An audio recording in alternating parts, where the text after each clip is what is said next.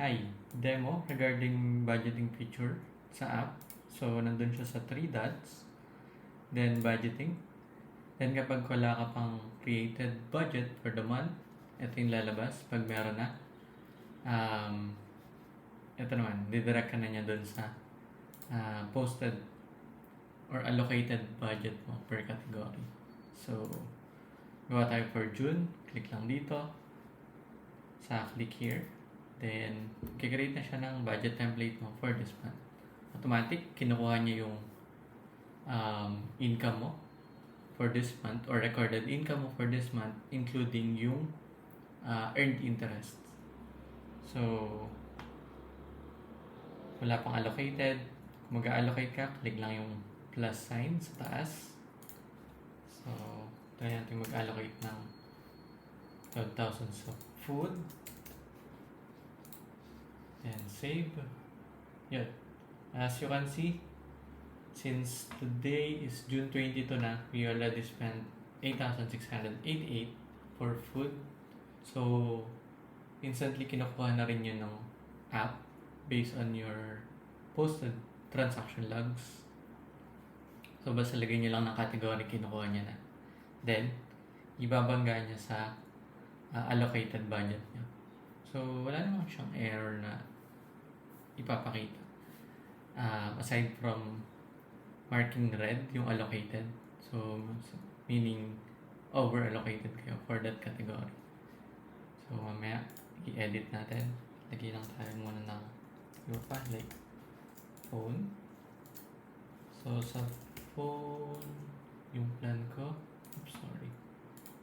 plan ko is expanda ko ng 606. So, ayan.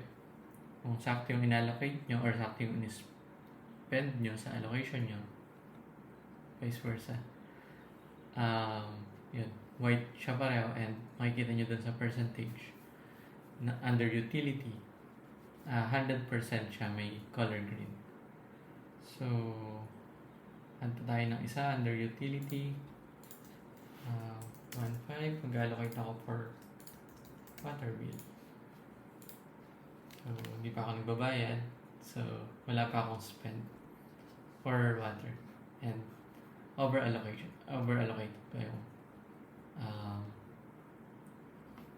for water bill ko. So, yun lang naman siya.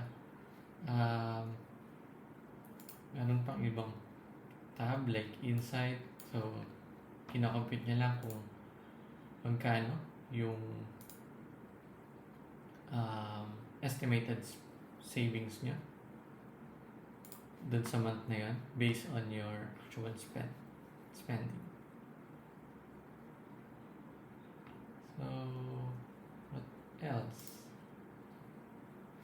Ayan, in this tab naman, pwede nyo i-view yung previous month, pwede nyo i-clone.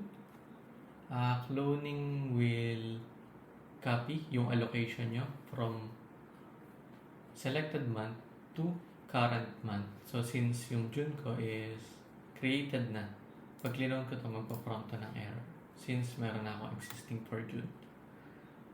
Sige, try natin yung clone, delete natin yung June, then clone natin to. So, yun. Kinapi niya. Allocation ko for groceries 20, then 2066 for utility. Atin dito, 2066 and 20,000 naman for grocery. Yun. Makikita nyo, yung red naman dito sa May ko is nasa spend, which tells that overspent ako based on my allocation. So, red, and red. Just to give a heads up. So, yun lang man. You can browse through previous month or next month here. That's it.